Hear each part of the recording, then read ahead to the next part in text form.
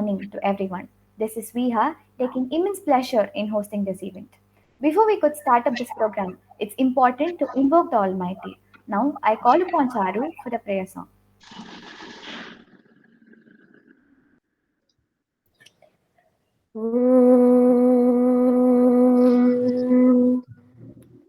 वक्रतुण्डमहाकाय सूर्यकोटिसमप्रभा निर्विघ्नं गुरु मे देव सर्वकार्येषु सर्वदा.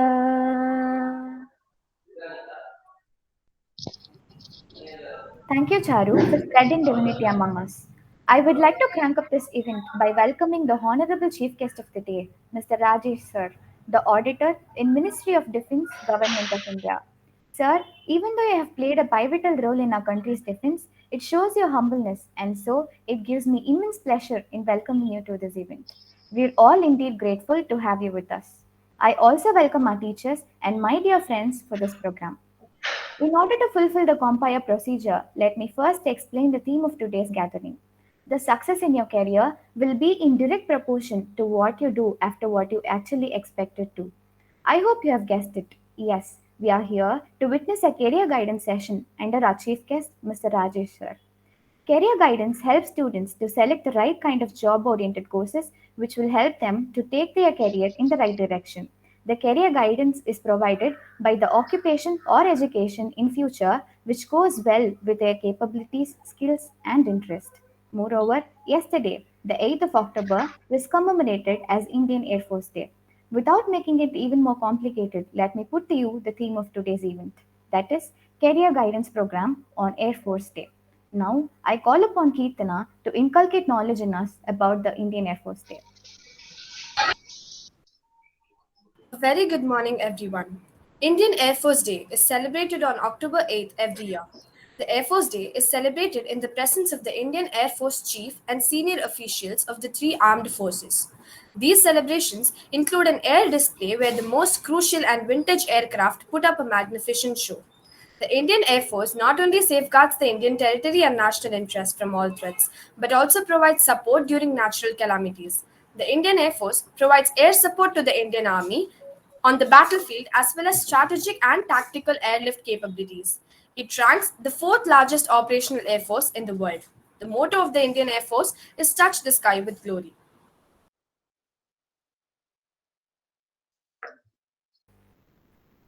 Thank you, Kirtana. You really brought out the unknown facts about Indian Air Force Day. Over to Pratipha ma'am for the recommencement. You're very good. Good morning, and to each one present here. On this day in 1932, Indian Air Force was formed. Today is the 89th anniversary of IAF. Salute our Indian Air Force for their hard work and efforts to ensure the safety from sky, the guardians of the sky, I can say. I'm extremely proud to have our speaker for today's session, Mr. J. Rajesher, past Master Chief Aircraft Artificer in Indian Navy Aviation Branch for 20 years. And currently, he is holding the esteemed position of Auditor in Ministry of Defense, Government of India. He has done Bachelor of Engineering, Aeronautics and MBA, Master of Business Administration, specialized in finance. And he has done Master of English Literature.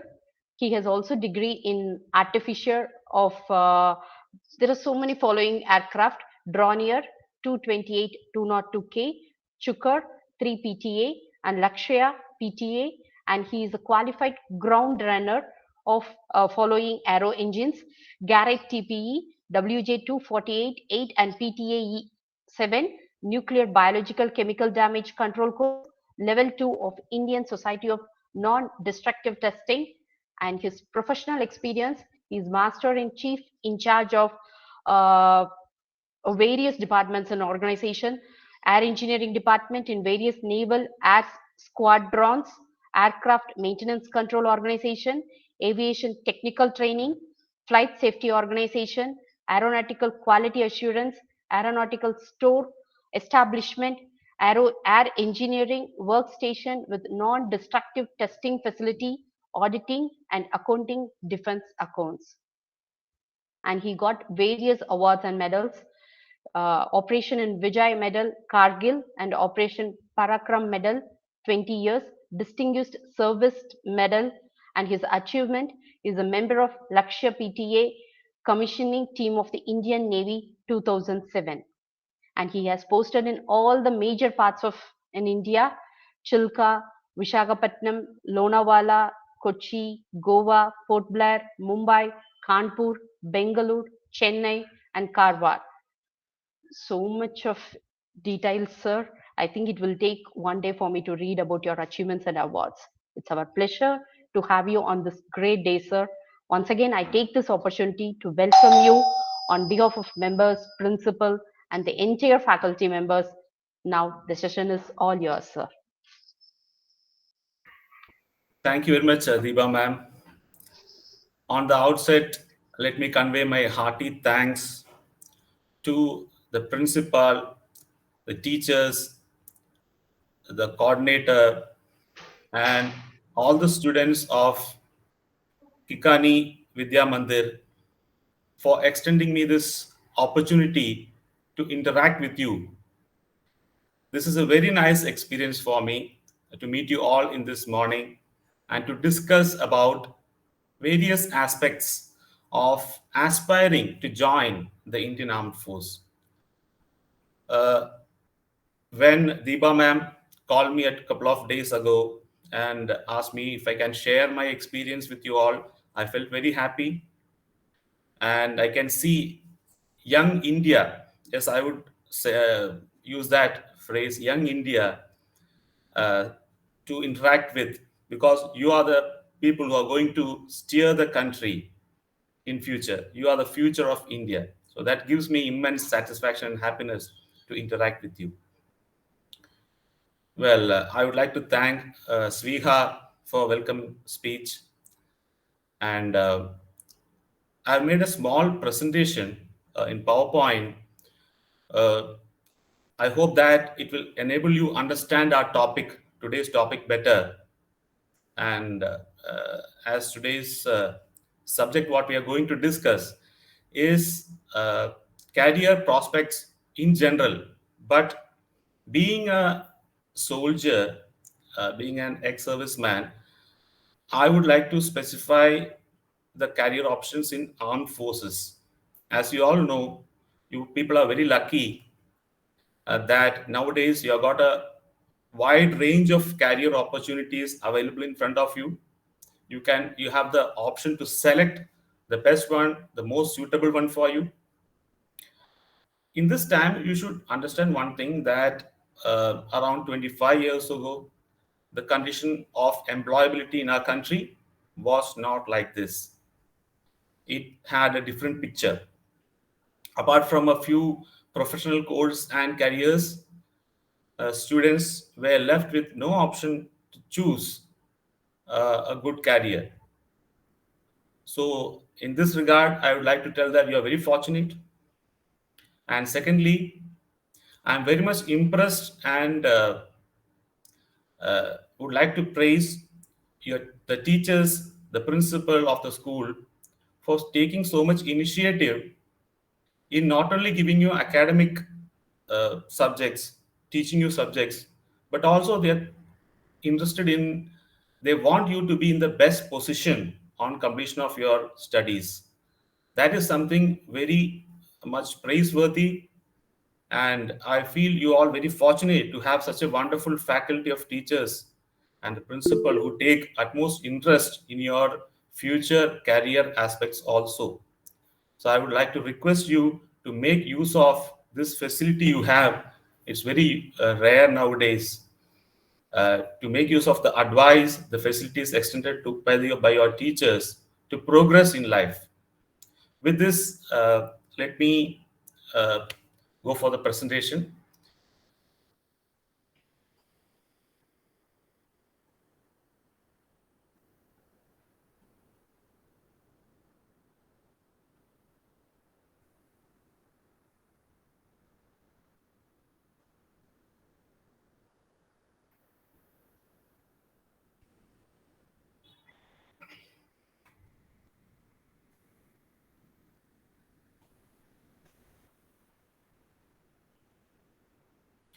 Well, as you can see, I've made the subject of our discussion as aspiration to be an Indian soldier.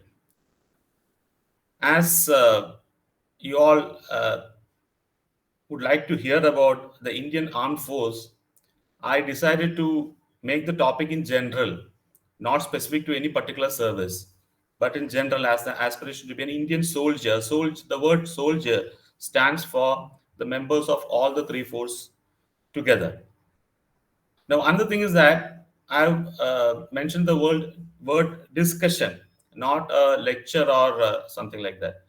This is to uh, convey my intention of uh, my desire to hear from you two rather than me alone speaking.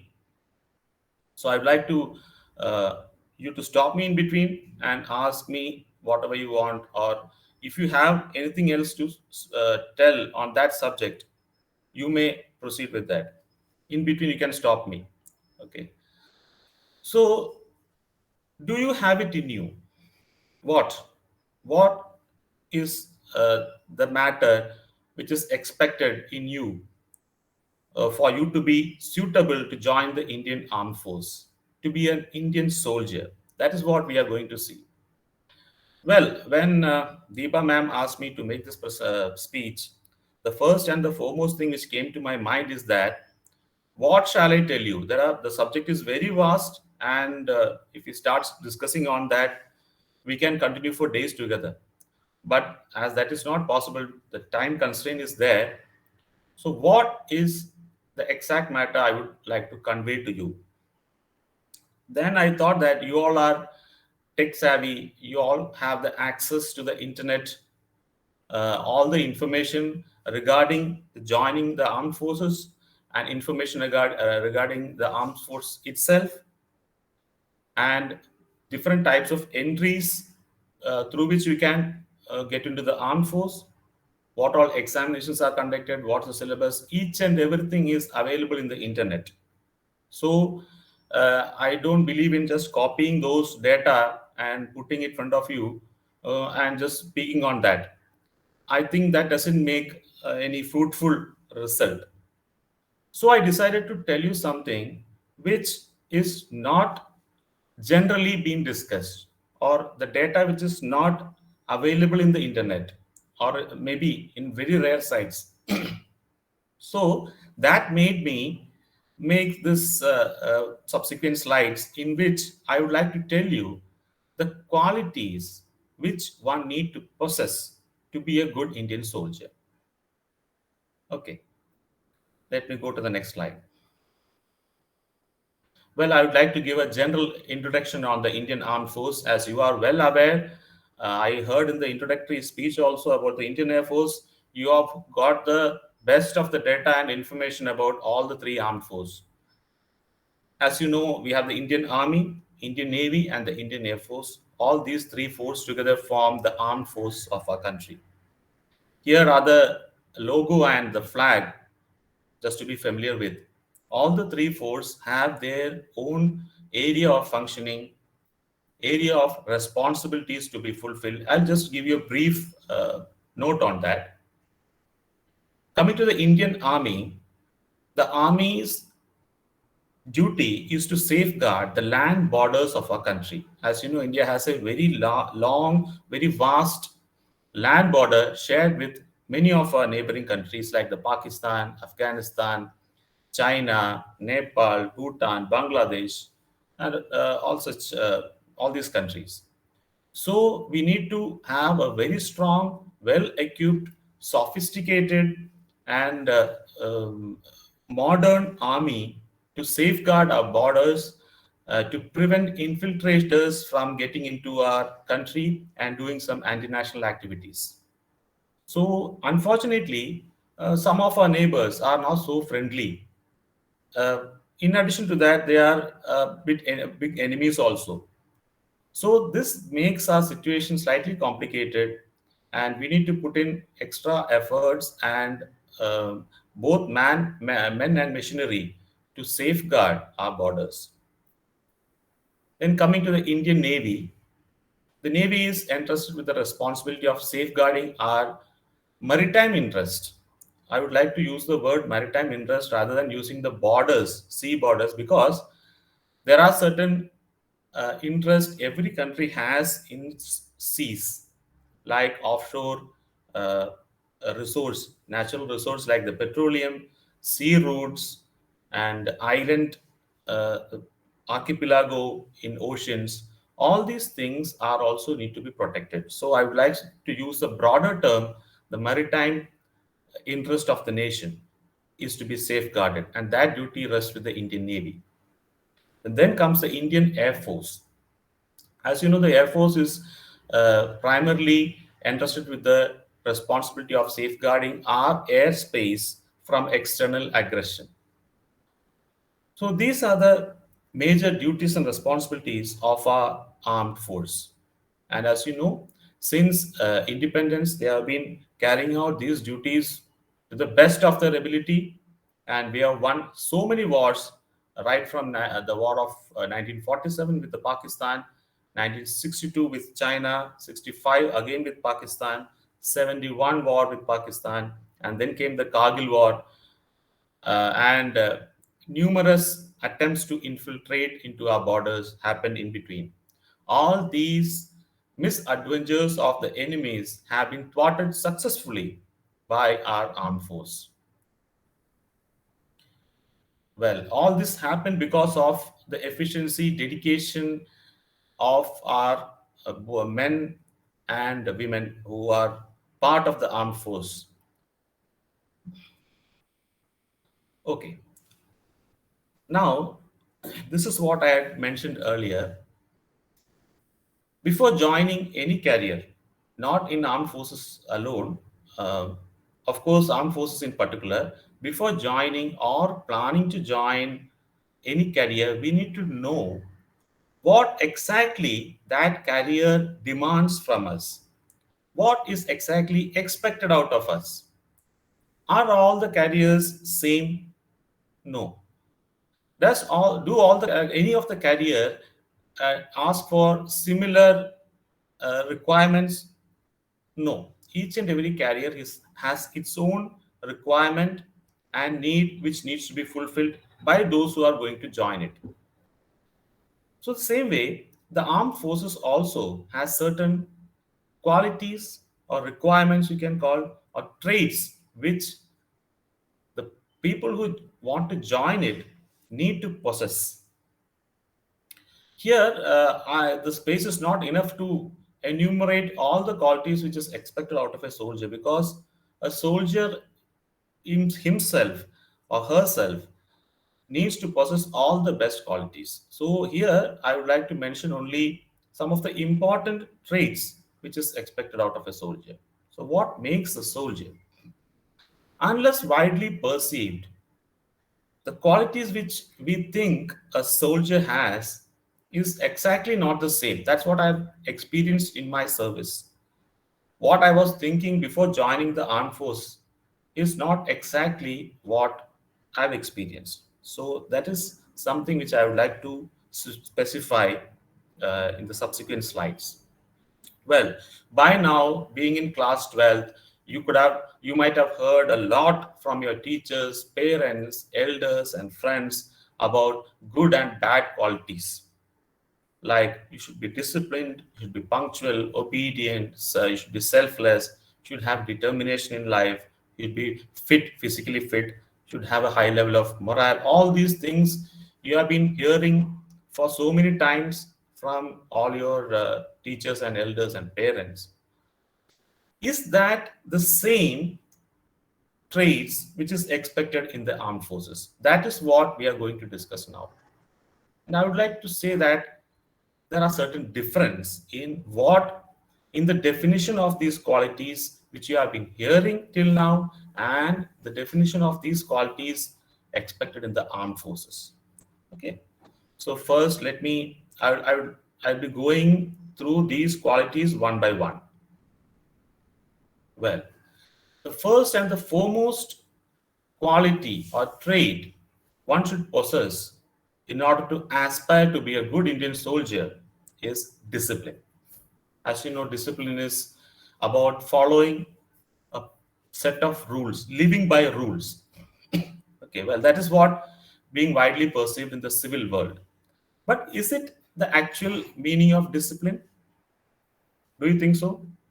Can anyone have a different opinion about discipline? Can I hear any different opinion that no, that discipline is not what is being widely perceived? It's different. Do any of you have any different opinion? Okay, well, I'll go on with that. The difference between a home and a prison. What do you think is the difference between a home and a prison? Well, in home, we get into the room and close the door ourselves. We close the door after getting into the room. But in a prison, a prisoner is sent inside the room and is being closed from outside. Okay, that is the difference between discipline and not being disciplined.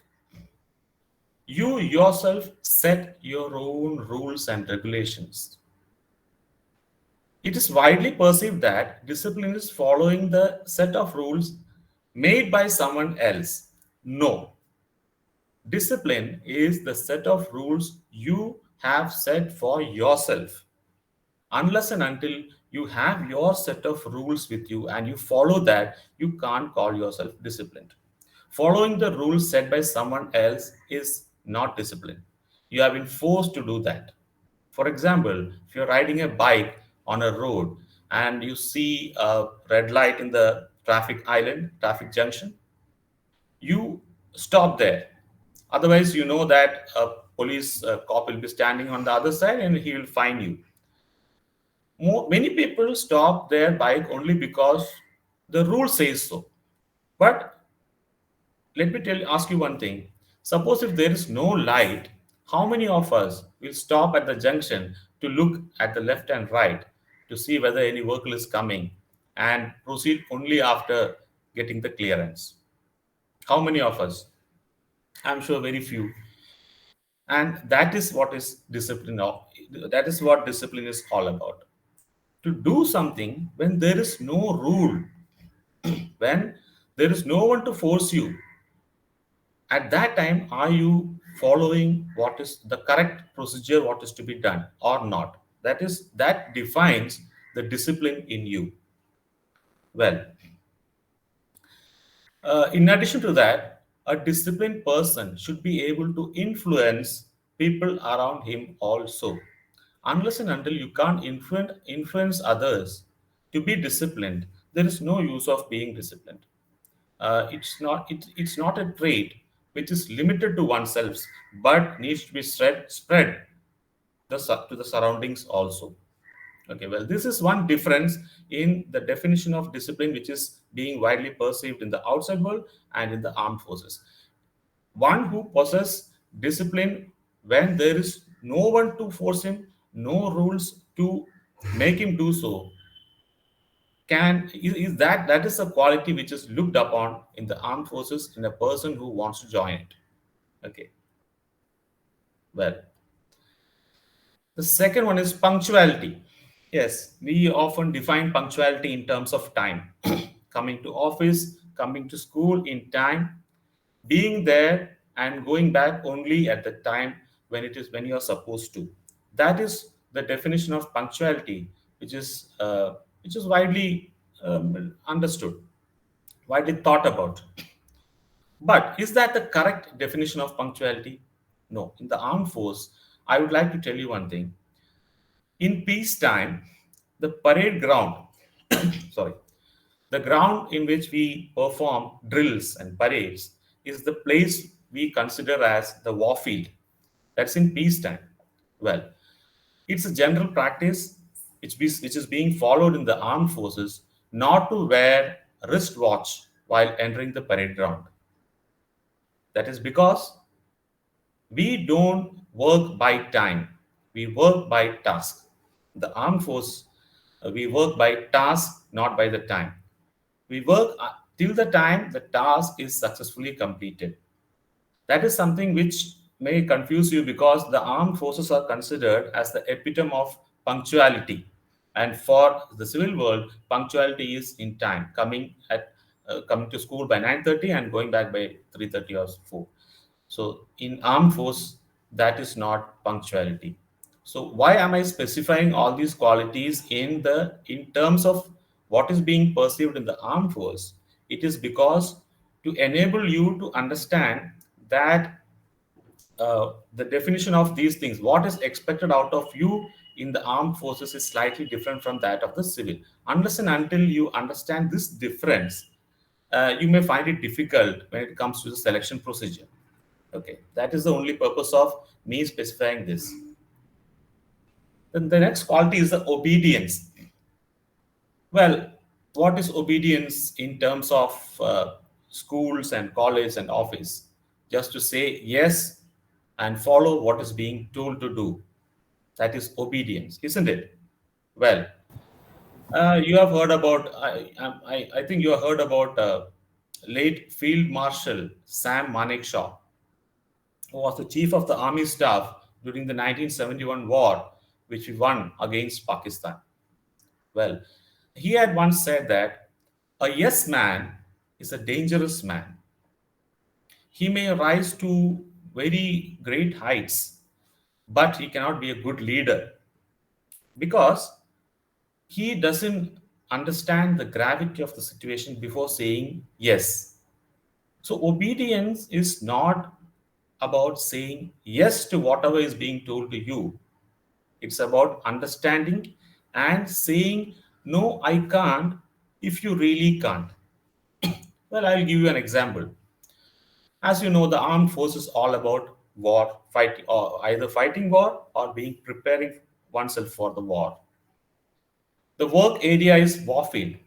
What happens there is uh, one need not be successful every time in every operation or every conflict or every part, every war, which is part of that.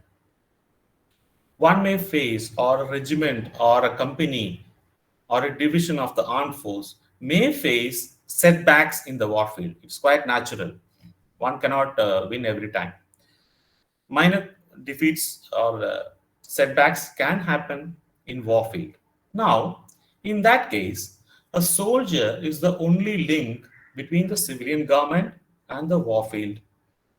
And if he suppose gives a wrong report about the warfield, like one of the companies in the unfortunate incident is losing a conflict or war or an operation, and a call comes from the civilian government whether to asking his ability to proceed. Can you proceed, or what is the situation there?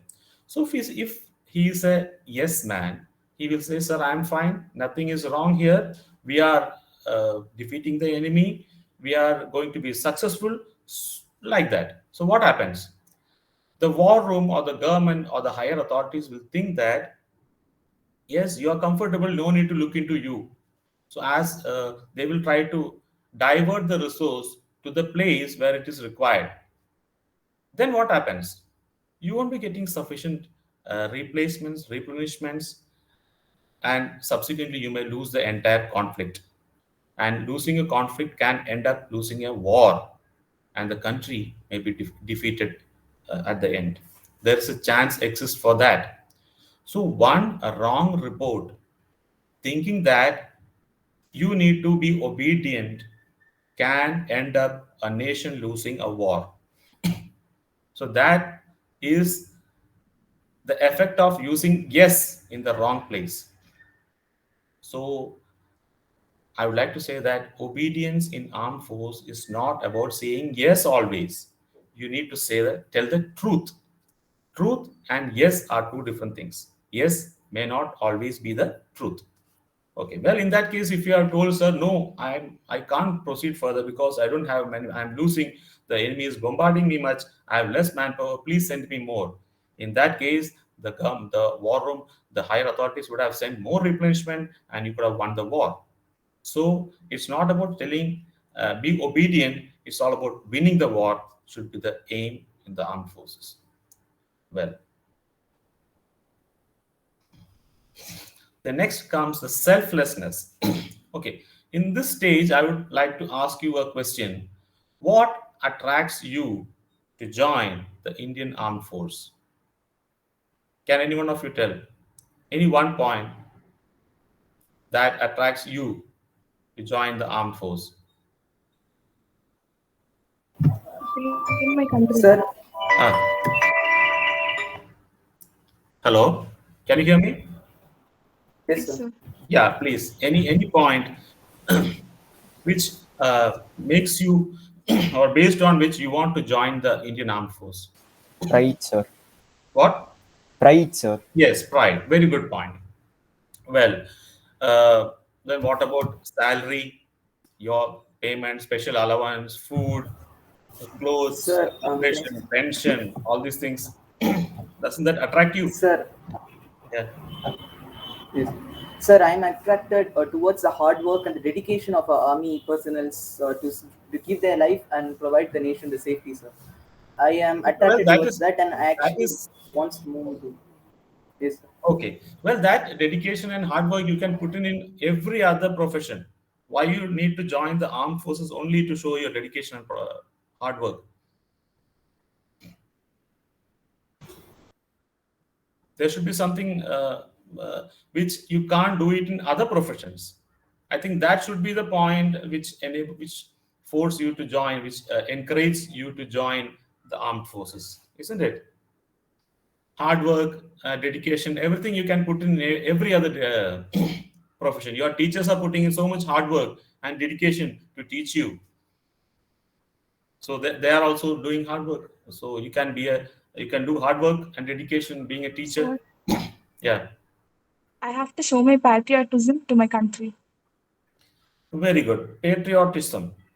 Well, you might have seen Neeraj Chopra winning gold medal in the Olympics, and when the medal was awarded to him, after that the national anthem was played in the podium in the stadium.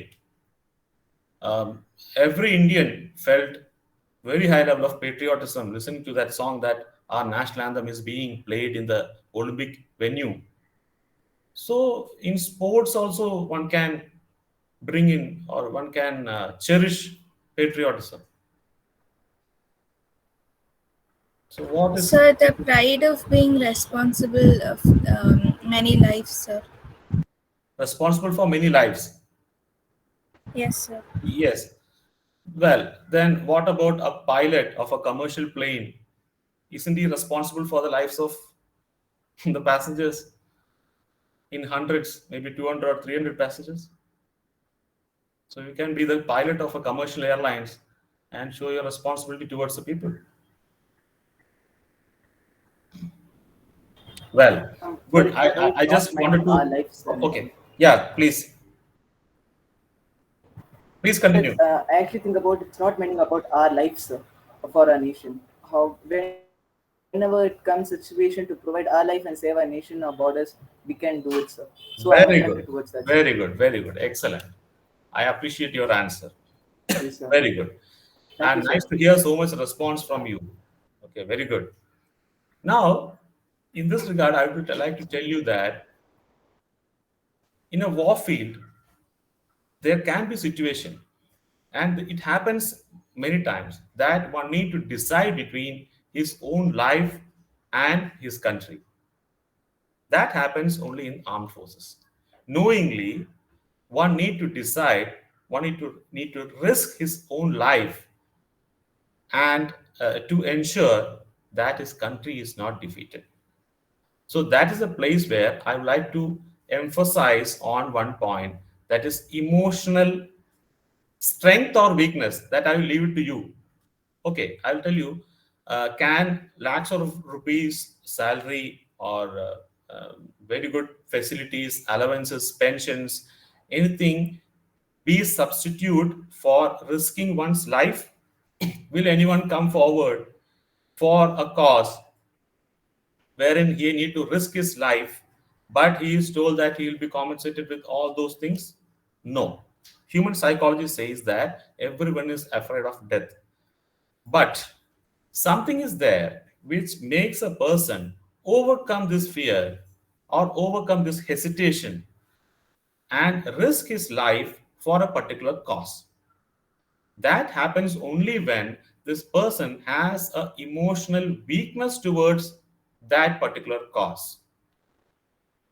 In this case, a soldier has an emotional weakness or the attachment of a soldier towards his country, his company, his organization, his force is weak. It's so weak that he just can't see his country being defeated. He will go ahead to risk his own life, or if required, he will lay down his life and attain martyrdom for the sake of not seeing his country being defeated. That emotional weakness, or that is the reason for his strength. A soldier is a person in whom a weakness becomes the greatest strength. The emotional weakness he is having towards his country is his greatest strength. That makes him uh, the person who conquers his enemy, defeats his enemy. Well, so selflessness is all about emotional weakness towards one's country. Had a soldier been emotionally strong, he would not have felt anything bad if his country gets defeated. Will he? No, he would not have felt bad. But that's not the case. A soldier cannot see his country being defeated. For that sake, he is ready to even lay down his life. Okay. So that is the one thing for which one should join the armed force. If you really need that, are you emotionally attached to your country? That is the one factor which should force you, which should make not I sorry, I should not use the word force, which should encourage you to join the armed force. That you are emotionally attached to your country and you are ready to even lay down your life if required. Okay, that is something which other professions do not provide. Good. Then comes determination. Okay, it starts at hopelessness. What is determination? In general, it's perceived that we should have an aim and we should go all out in pursuing that aim. We should keep everything aside and determined to achieve that aim. That is what is widely perceived. But in the armed force, determination starts when you are left with no option. When options are there, when facilities are there, everyone can do whatever job given to them. There is nothing special in that. But the factor determination comes into picture when you are left with no option. At that time, what do you think of your goal? When you are almost sure that you just can't win, will you leave trying or will you continue pursuing your aim? There lies the factor of determination. So you should think you should ask this question to yourself. Will you leave uh, the mission at a time when you are almost sure that you will not win? Many people will tend to leave, but a soldier continues to pursue his dream even when he is almost sure that he will not win. And that makes him win the mission ultimately. Okay, that is another factor. Well, fitness. You all know that armed forces give utmost importance to physical fitness. That is what is generally perceived. Yes, I agree that physical fitness is of utmost importance in the armed forces, and we have various activities planned to achieve this aim. Every soldier of the Indian Armed Forces need to be fit, but is that the physical fitness alone uh, we uh, um, uh, we need to achieve? No, there is something called mental fitness, and that is more important than or equally important to physical fitness. That is, as you know, the work in the armed force or the place where you work or the conditions of your work is not very conducive. Let us accept the fact first. work in armed force is not as comfortable as sitting in a AC room and working on a computer. One needs to be at an altitude of 25,000 feet. Sometimes you need to jump from there, and at the same time, you may have to work in a submarine which is at 600-meter below the sea level. You may have to work in the Himalayas where the temperature is minus 30 degrees Celsius in Siachen, and at the next day you may be posted to the Thar Desert where the temperature is 55 degrees Celsius. So these are the conditions where a soldier is expected to work. The conditions are so diverse that one need to be mentally fit in order to be adaptable to the situation. You should possess the mental strength to get yourself adapted to varying climatic conditions, work atmospheres, and uh, everything which that may change in front of you. Okay, so going to place, seeing place of different conditions should be a hobby to you. It should not be a burden. If you feel like working in different atmosphere creates a sense of uh, uh, trouble in you or a burden in you, then this atmosphere is not such. Let me tell you. So mental fitness is equally important as physical fitness also. Good. Well, the next comes the morale. What do you mean by morale? Morale is the factor that works behind a person proceeding towards a goal. I'll give you an example. When suppose you might have read in newspapers about air crashes happening in the armed force, like the MiG-21s or helicopters have crashed in earlier times. Do you know what happens? The morale of the pilots or the air crew may get affected by the crash or with the death of their colleagues. When they see such accidents, they may, it doesn't happen, but there is a chance, being human beings, there's a chance of their morale getting affected. In that case, as a standard practice, the entire air crew of the squadron is asked to fly soon after the accident. As soon as the accident occurs, each and every air crew, they man the aircraft and they fly. They take a routine sortie. Not routine, they take a special sortie. It's called token flying. This is conducted in order to keep the morale of the soldiers, the pilots, high. Because, as I told earlier, morale is the only one thing, that emotional attachment, that emotional feeling is the only one thing which can get a person go ahead to the extent of laying his life for the sake of a cause. So morale is something which should be very, very high, and our armed forces has so many steps to ensure that the morale of the soldiers are kept high. This happens when, what do you think when everything goes wrong? There is no option in front of you. That is the time when your morale comes into place. Good.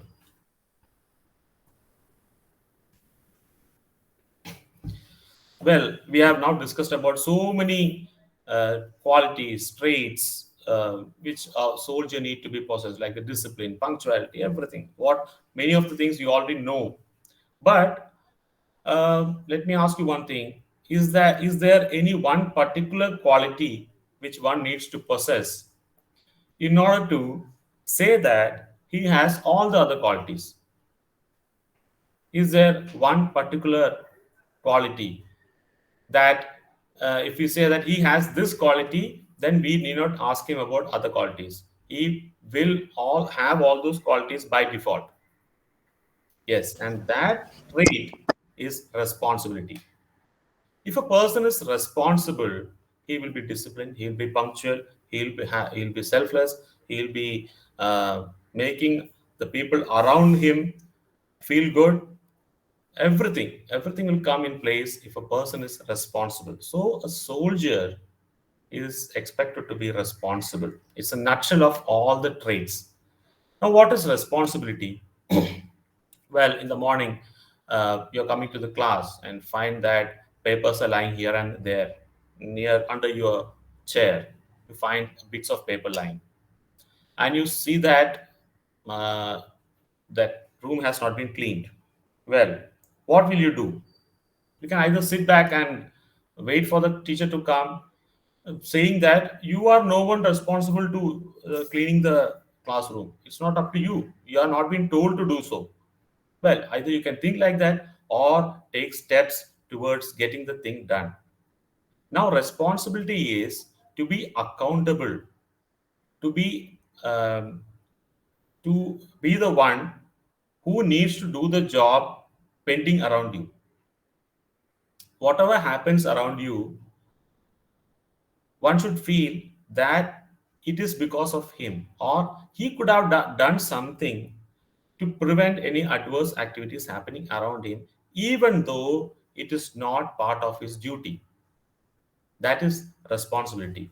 One should You can have responsibility towards yourself, towards your family, towards your school, towards your locality, state, country, and the world. Means if something wrong is about to happen or is happening around you, you should feel that it is because of you it happened, as you could have stopped it. You are not you might not have done the mistake or done the error, but you could have stopped it. So in that sense, you are indirectly responsible for that adverse thing which happened around you. Okay, so that is a responsibility. One cannot say that something happened wrong, uh, and I'm not responsible for that because I'm not being told to do that or to prevent that. So that thing should unknowingly come from within you, that you are responsible for whatever happening around you. Good. By this, I've come to the end of the qualities which I wanted to tell you, and the difference between what is widely perceived in the civil world and what is being looked for in the armed force. Okay. And I don't say that these are the complete set of qualities. There are so many other qualities, and it's not possible to enumerate all those.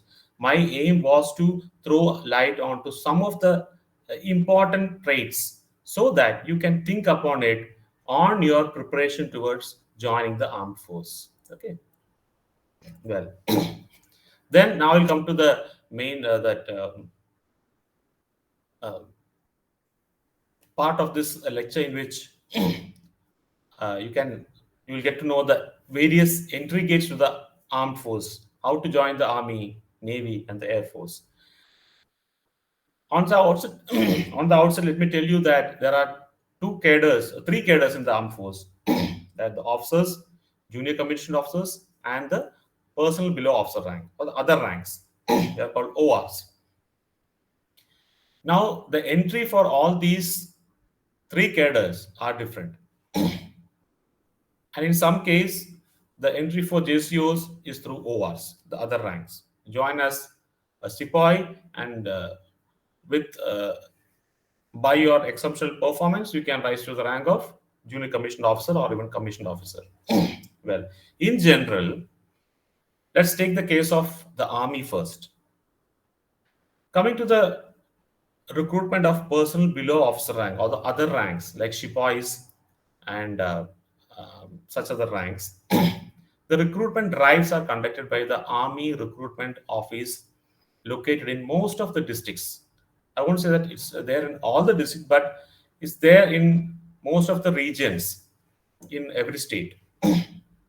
The qualification required is 10th and 10 plus 2, and there will be a written test. Those who qualify the written test will be asked to undergo physical test where you have to run for a particular distance within a particular time, take push-ups, sit-ups, and some other activities which any boy or girl with a normal health can perform. unless and until he has some congenital disease, everyone can pass through these tests. They are not so hard. That is to ensure that a person is having a normal physical capability, nothing more than that. Well, then comes the medical test. So for those who have passed the physical test, they have to appear in the medical test to ensure that his body is functioning properly. That's it. There are certain limited. There are certain margins provided for the parameters which go out of limit.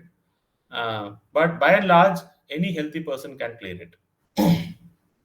So after joining this, you'll be trained to be a sepoy in the army. Thereafter, there is a wide range of promotion aspects exist for you to become junior commissioned officers and commissioned officers. Departmental tests are there, clearing which you can climb up to the ranks. Then comes the entry for officers in the army.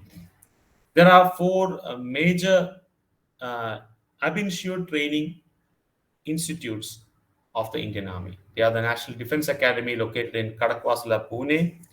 The entry for the qualification for that is 10+2. That means you all can now appear for the National Defense Academy exam. The exams are called by the Union Public Service Commission, not by the Army directly, but by the Union Public Service Commission. There will be a written test. Clearing that, you will be called for the service selection boards. Now, I would like to specify on the service selection boards, which are common for all the three services. These boards are designed to select candidates who fall in the criteria or who fulfill the criteria to become an officer in the armed force. Well, these tests are not based on or are not intended to check your academic excellence. That is already checked in your written test. These service selection boards are intended to check your psychological aspect, whether your character suits that of a military officer or not. For that, they have various test patterns set by them. These tests are broadly classified into three groups, like the interview, the group task, and the psychological test. So after going through all these tests, they will make a picture of your psychological profile, and if it fits within the limits of an army military officer, you'll be selected. Okay. Then in this case, I would like to specify that not getting selected in the SSB should not be considered as one's inefficiency or something like that. For this, I would like to give an example that our former president, Dr. APJ Abdul Kalam, got rejected in the service selection board for the Air Force to become a pilot. He couldn't get through the SSB, but as you know, later he became the president of our country, and he has flown in the Indian Air Force fighter aircraft. He has sailed in Indian Navy's surface ships, in Indian Army's tank, and in Indian Navy's submarine as the supreme commander of the armed force. So why am I specifying this here is that you should aspire for this, but at the same time, you should not get disappointed if you are not selected for this. This test or the selection in this test only means that you fit into the psychological profile of a military officer. It has nothing to do with your academic excellence or general management capabilities. People who have not been selected by the SSB have achieved great heights in the civil world, like Amitabh Bachchan, Shah Rukh Khan. All those, they have not qualified the SSBs. They have become, as you know, they have attained success in civil life. Okay, so many IAS officers have failed in SSBs. So that's something which you should keep in mind.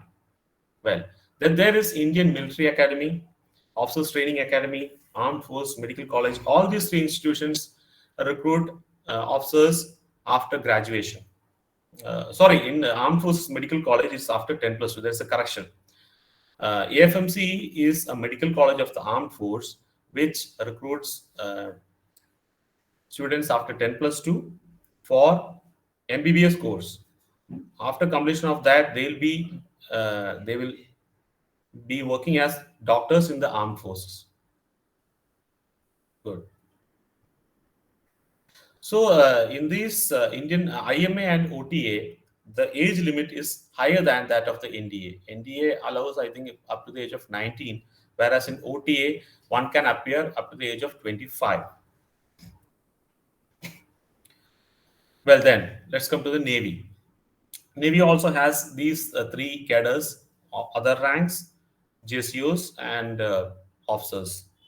The recruitment drives for the Navy, for the PBORs, other ranks, is conducted by the Navy itself. Navy has its own recruitment department to conduct tests and recruit people for their other ranks cadre. The qualification required for this is 10+2 and diploma for various entries. There are MER entries, metric entry recruits, which selects people for the posts of cooks, stewards, musicians, hygienists, etc. And then senior secondary recruits for the post of sailors of general branch, and artificer apprentice for the post of artificers. They'll be given specialized training in engineering. And there are direct entry diploma holders also who are given training for lesser period compared to that of artificer apprentice. So the test procedure consists of written test, physical test, and medical test, as I told earlier in the case of Army. Then for officers entry in the Navy, we have three major academies. They are the National Defense Academy. As I told earlier, this NDA is for all the three service. They recruit cadets, train them, and are allocated all the three service, Army, Navy, and Air Force after a particular term. Thereafter, these cadets will go to their respective training college, training academies for further training in the service which have been allocated to them. So the qualification for NDA is 10+2, Indian Naval Academy is 10+2 and graduation, and Naval Engineering College is 10+2. That's a special entry. After completion of 10+2, students who score more than, I think, 70% in PCM, Physics, Chemistry, Mathematics, can appear for the Naval Engineering College exams, clearing which they will be recruited for 4-year engineering course in marine engineering, aeronautical engineering, and marine architecture. And training will be given to them free of cost by the Navy. And after that, they'll be joining as engineer officers in the Navy. Then comes the PBORs for entry for Air Force. It's almost similar to that of the Navy. The Air Force conducts the recruitment drives for the posts of Airman Technical and Airman Non-Technical. These are the two posts for personnel below officer rank in the Air Force. As I told, the qualifications are same, 10, 10+2, or diploma. Then the procedure is also same, written test, physical test, and medical test. Then entry for officers in the Air Force. Here, I would like to mention that there is a Air Force Academy which give training to the pilots. There is a separate test for recruiting pilots, that is Pilots Aptitude Battery Test. That is conducted either before or after the Service Selection Board. This test, there is a specific restriction for this test, that it is conducted only once in a lifetime. A person can appear for PABT, Pilot's Aptitude Battery Test, only once in his lifetime. So those who clear that PABT will be selected as pilots, will be given training on various military aircraft like the fighters, bombers, transport aircraft, helicopters, maritime reconnaissance aircraft, all such aviation assets. Then coming to training. As you know, training is the most important activity which happens in the armed force. Till the time we go for the real war, we'll be training in different levels and different sectors. It's well said that the more you sweat in peace, the less you bleed in war. That means a soldier who trains to the best can never be defeated in war. No one can defeat a well-trained soldier. Okay. So, going through the trainings, there are ab initio trainings. These trainings are given to those who are newly recruited to get them acquainted with the armed force, the our routine, the procedure which is followed in the armed force, the life in armed force in general is being taught in ab initio training.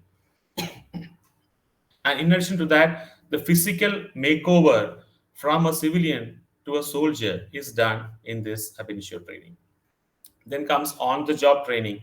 It's a part of the professional training where soldiers and officers are given training in their particular branch, specialized training. Like if a sailor or officer is joining the aviation technical field, they'll be given training in aircraft maintenance engineering or electronics engineering, electrical engineering, whatever. That type of training is called professional training, and it is followed by on-the-job training. They will be trained on the aircraft which is allotted to them by practically doing the job.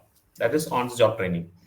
Then comes in-service training. Throughout the one's career, the training activity doesn't stop with the professional training.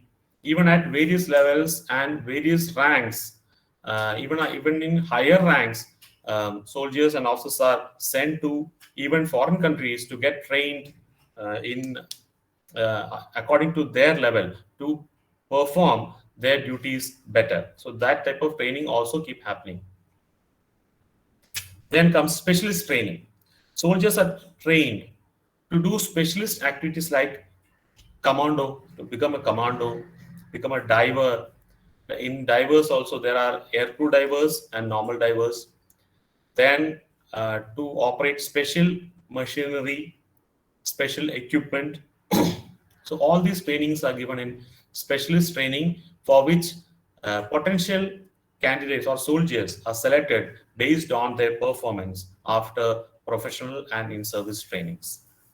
Well, then there is physical training. As I told, the armed force gives utmost importance to physical fitness, and every day, none of the soldiers are exempted from undergoing physical training. It's a must. Then comes parade training. As I told, what happens once in decades. So there should be some activity which keeps a soldier close to a warlike scenario, or something which it should be there to remind him, to keep him in line with a military routine. So parade is something which enables a soldier achieve that. Parade is something but drills, march pass, all these things you might have seen in during the Republic Day celebrations and Independence Day celebrations. Those parades which happen, the march pass which is performed through the Rajpath is an example of parade training. Not only there, it happens in every military base. Well, then comes weapon training. All soldiers are compulsorily given weapon training in almost every weapon except specialized weapons. Every soldier have to be trained in handling weapons. Then sports and games training, like physical activities, is as a part of that. The armed force give utmost importance to sports and games. You are uh, you have given the freedom to choose and participate and train in whichever sport and game you like. That provision is given in the armed forces. You name a sport or game, you will get the facility. That is what is being seen in the armed force. Because we believe that in the armed force, we believe that sports and games inculcate the habit of teamwork and go-getting attitude, and above all, physical fitness. So these are the types of training. Then, as I told, we give utmost importance to sports and games. So you can see so many soldiers and officers from the defense background. They have brought laurels to the country by winning medals in Olympic Games, Asian Games, and all such activities. And there are literally no such sport or game event which is not happening in the armed force. Uh, if you are interested in any of the sports or games, you will get ample time and opportunity and encouragement to perform that sport or pursue that game to the highest level. That means you will be sent to even Olympic games to participate in Olympics and Asia if you have the capability for that. That means you won't be restricted from participating in any games. Then there are socio-cultural activities. It is widely perceived that soldiers are very strict. They are very, they are not used to celebrations. They are not. They don't. They don't even laugh. Some people say that I have not seen a soldier laughing. Well, that is not the correct picture. There are so many socio-cultural activities of the entire spectrum of activities keep happening in our armed forces, and we encourage all such activities, parties, get-togethers, social functions, separate function for children. Then we celebrate each and every festival in the manner which is it is supposed to be. So you can see the pictures of some cultural activities here. Yeah, then comes the passing out parade and oath taking. The reason behind me putting this slide is to say that on completion of the training, soldiers pass out from their training academy. That's a ceremony which is being celebrated. Uh, at the end of the ceremony, there'll be oath taking. During that oath, a soldier pledges to serve the nation and, if required, to lay down his life, not up to the period of engagement like 15 years or 20 years. He pledged to do that until his last breath. That is the word which a soldier use while taking the oath, which means a soldier is a soldier till his last breath. Retirement or resignation from the armed forces doesn't make a soldier not being one. It is just a shift from active service to passive service. For example, I left the Navy in 2017 on completion of 20 years of tenure, but I am not a civilian now. I am still a soldier. If required, in case of a war, I'll be called, or even if the armed forces doesn't call me, I'll go myself to join my unit and fight for the nation, because I have taken the oath to serve the nation till my last breath and not for 20 years. So that is why I mentioned this. I put this slide to tell you the importance of oath. Well, what will you be on taking the oath? After training, you have taken the oath, you have put on the uniform, you have got the rank. And what are you going to achieve by getting these things, by doing these activities? Yes, you'll be a good leader. When you go back from the training academy for a short leave, you'll be given a short leave after training. When you go back to your hometown, you will find yourself in a different position than your peers. They will recognize you as a leader. They will see the difference in you. They'll be looking at you for your ideas and thoughts. Whenever there is a problem, they will ask you for the solution.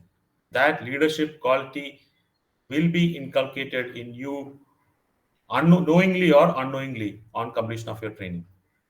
Then you will be a good communicator. You will find that before joining the armed force, you found it reluctant. You were reluctant to speak to even your principal, or you go to a government office.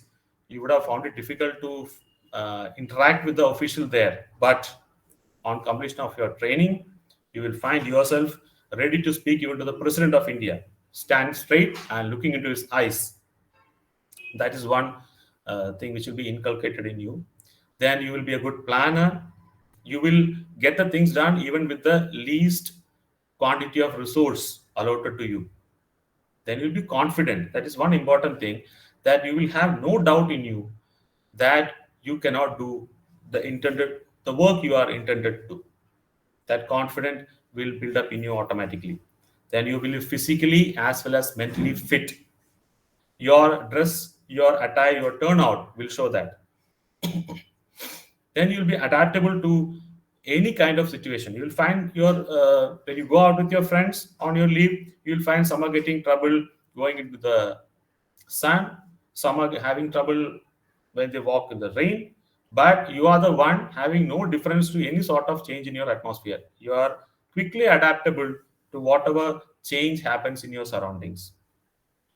Then social well-being, yes, your behavior, your way of speech, your attitude towards a society will change drastically.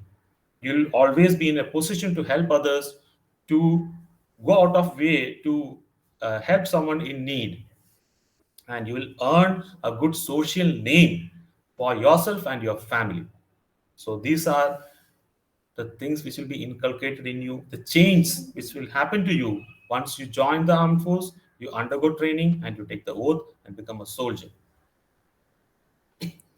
Well, now I've come to the end of the small presentation.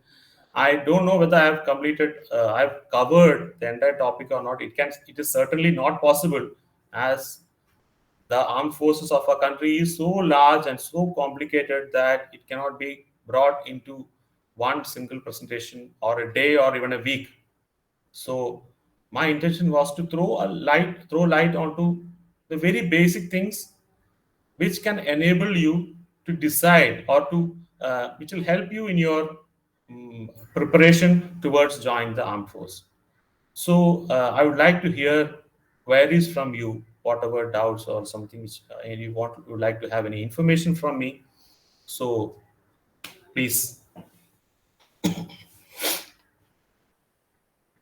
Sir, Yeah. how to enter Indian Army as an auditor, sir? First of all, there are no auditors in Indian Army. I've joined the Ministry of Defense in the Department of Defense Accounts as a civilian on completion of my tenure in the Indian Navy. So there are no auditors in the Army. I was not an auditor in the armed forces. I was a flight engineer in the armed forces. In the Navy, then I became auditor after leaving the Navy, and I again appeared for the Staff Selection Commission's combined graduate level exam in 2016. I got selected in that exam and was allotted Accounts Department. That's why I am in Ministry of Defense again. Otherwise, it's not a continuation of my profession in the Indian Navy. Okay. Okay, sir. Yeah. Sir, Yeah. sir, what are the opportunities for artificial intelligence in Indian Army, sir? Very good. Indian armed force are changing very fast, keeping pace with the changing technological atmosphere in the outside world. We keep innovating, we keep inducting the most modern state of the art equipment wherever possible, whenever possible, within the budget limitations provided by the government.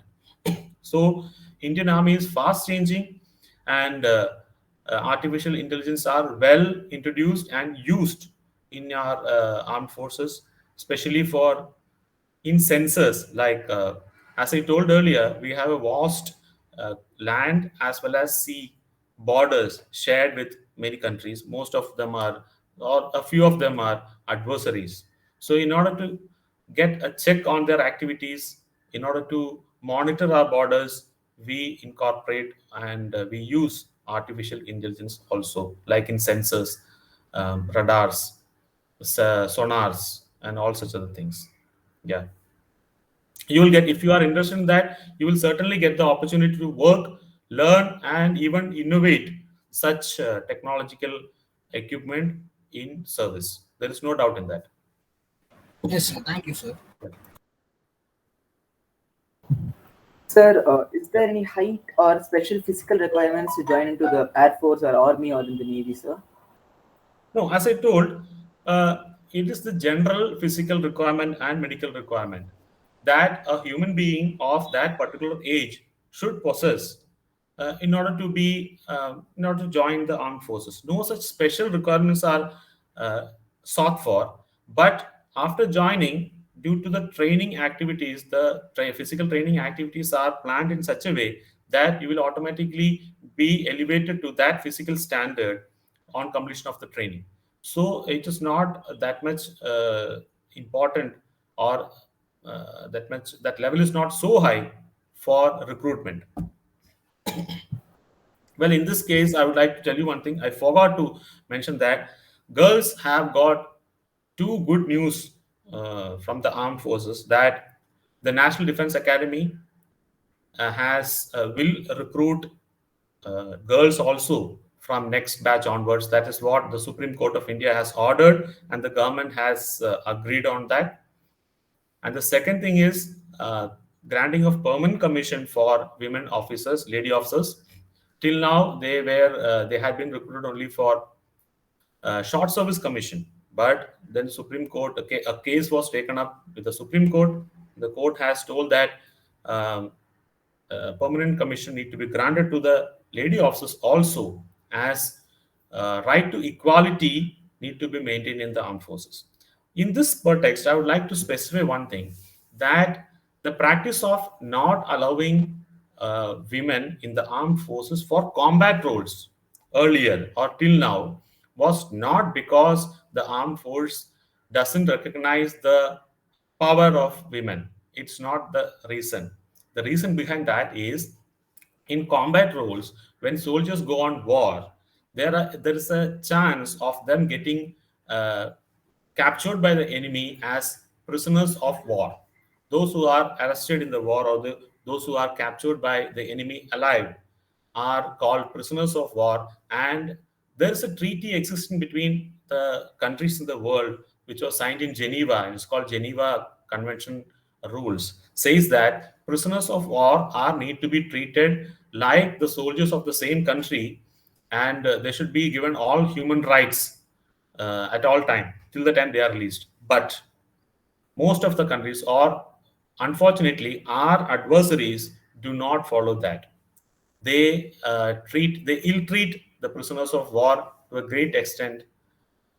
They harass them and put them through rigorous questioning sessions, which we in the Indian Armed Forces do not desire to happen with women. We are a country where we give utmost respect to women. We want to safeguard, to protect our women. So that is the only reason why women were not being recruited for combat roles. But there are many other posts for which women are already being recruited, like the air traffic controller, then educational branch, teachers in educational branch, then logistic branch, supply officers.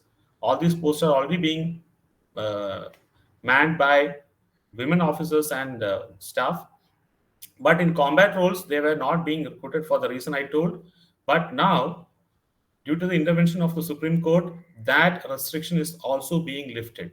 Now girls can appear for the exam for the post of combatants, like the NDAs, and they will get permanent commission also if their performance is up to the mark.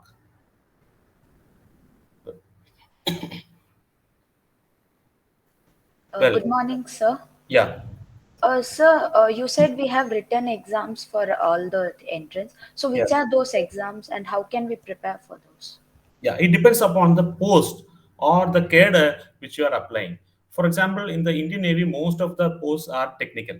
There are, of course, general branch also, but that comes through the NDA.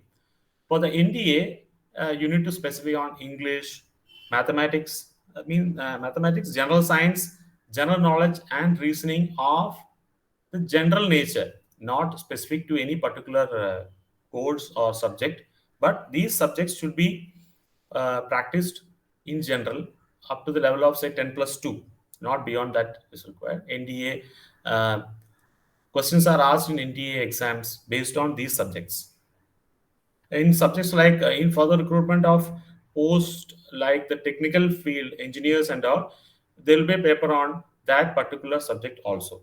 Like if you are appearing for the post of a electronic engineer or officer of the electronic branch, then there'll be questions on electronics also, like that. In addition to the general subjects like English, mathematics, basic science, reasoning, and general knowledge.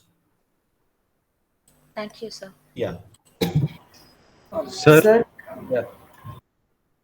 Sir. Yeah, please. Sir, what are the physical conditions for armed forces? Sir? Yeah, coming to physical conditions, you need to run a distance of say 1.7 kilometers in 10 or 12 minutes. I think the exact physical conditions I will. There's a chart for that. I will send it to Deepa ma'am. You can collect it from her.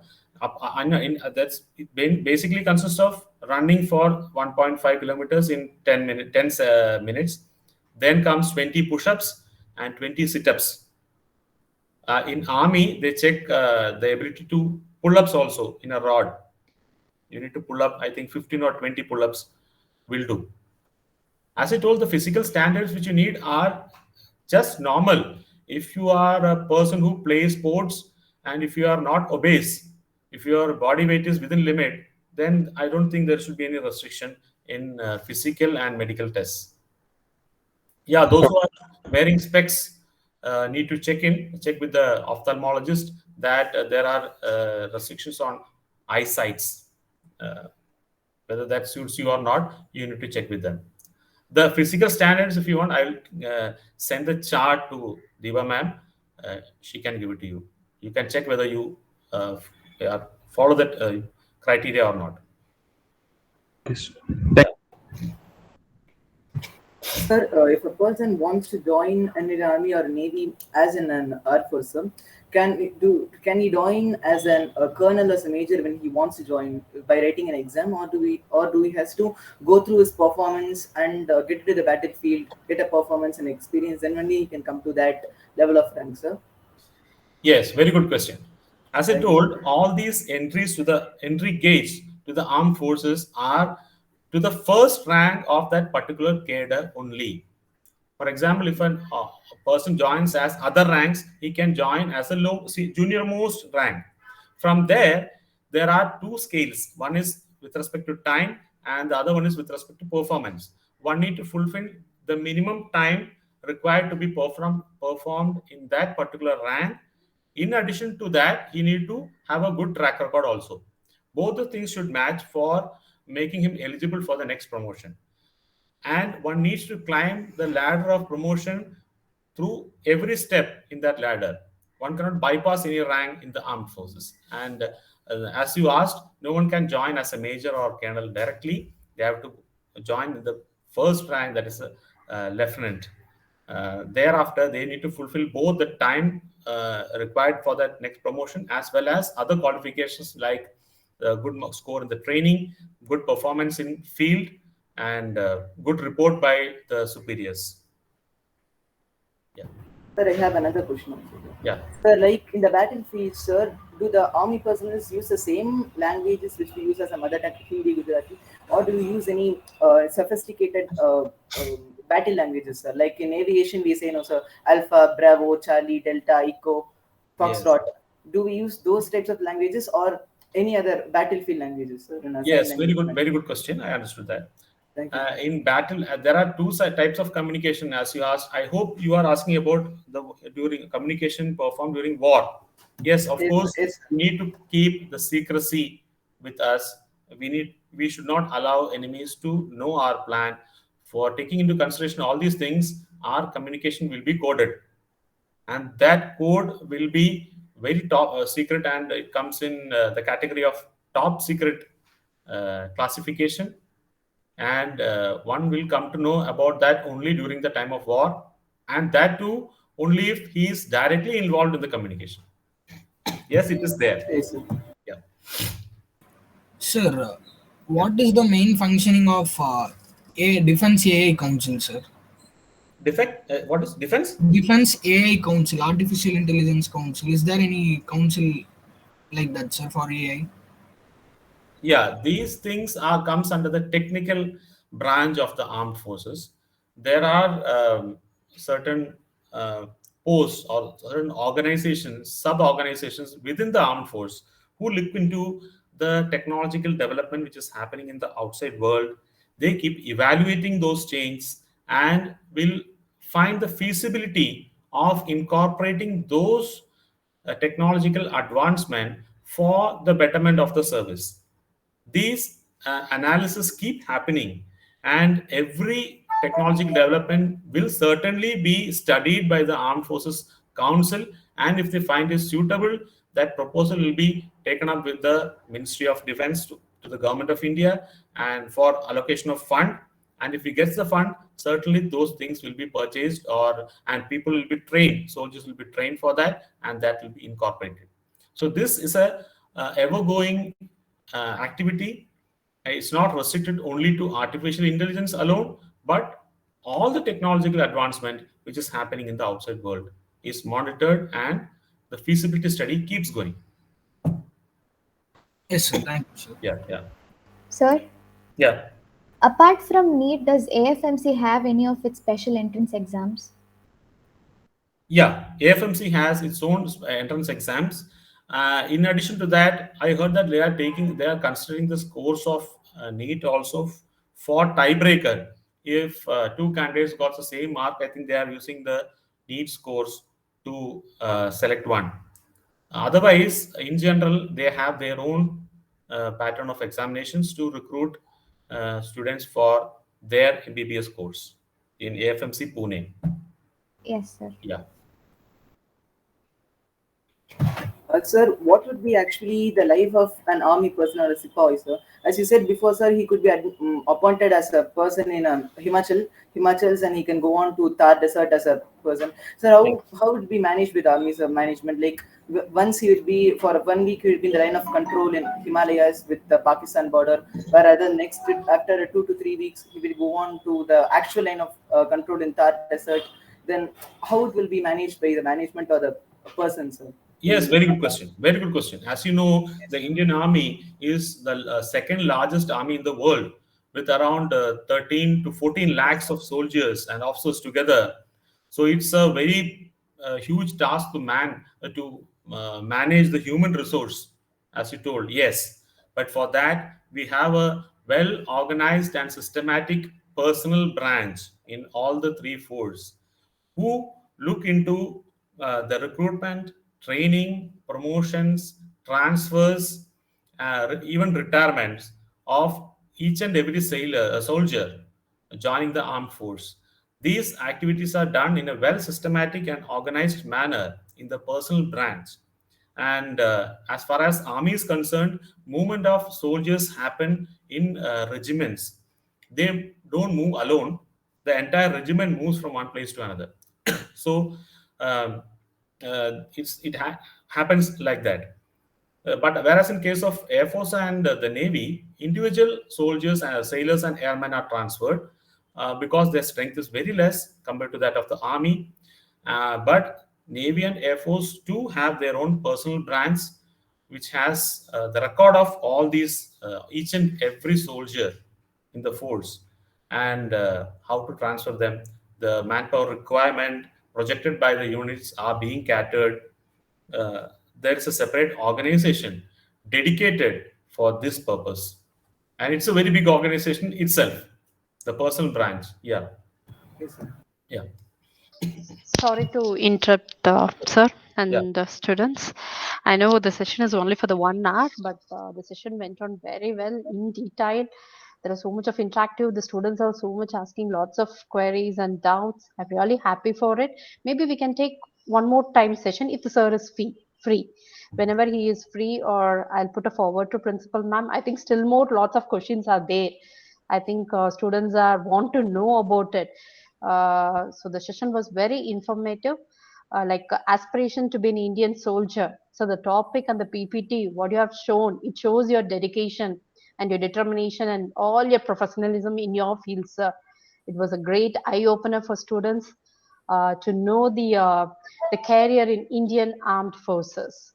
So it was indeed a great knowledge, sharing to know about the opportunities, what are the qualities to be possessed, and the challenges in Indian Air Force, Armed Force, even many things, even I am not aware. When I'm reading your full information, your educational qualification, your awards, and all your questions, and all, so many things. Oh my God, such a great personality. That's what I felt it. So thank you once again for having you such a valuable time, sir, for our future generation kids.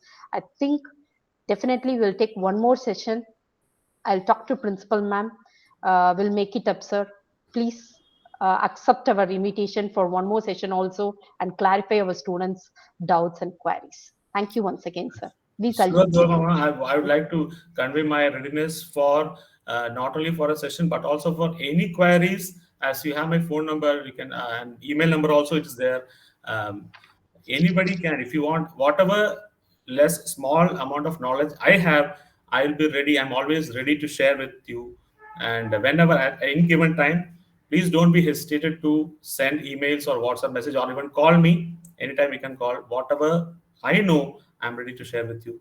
And I would like to convey my thanks once again to all of you, especially the principal madam, teachers, and Deepa madam, for giving me this opportunity to interact with you all.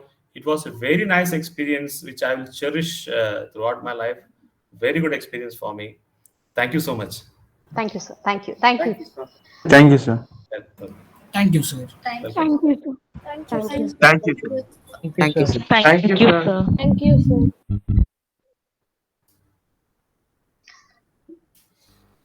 Ma'am, Yeah, yes, you can wind up, you can leave the meeting because the next period they have classes, I think, Yes, 12th ma'am. standard. They need some at least 15 days, 15 minutes break. 11 o'clock your session starts. At what time accountancy children? 11. We'll start 11. 11:15. 11:15 or let them have, yeah, you Inform inform them. Sanya. Okay, ma'am, fine. Okay, ma'am, thank you. Thank you, children. Thank Thank you. you, ma'am. Thank you, everyone. Thank you, ma'am.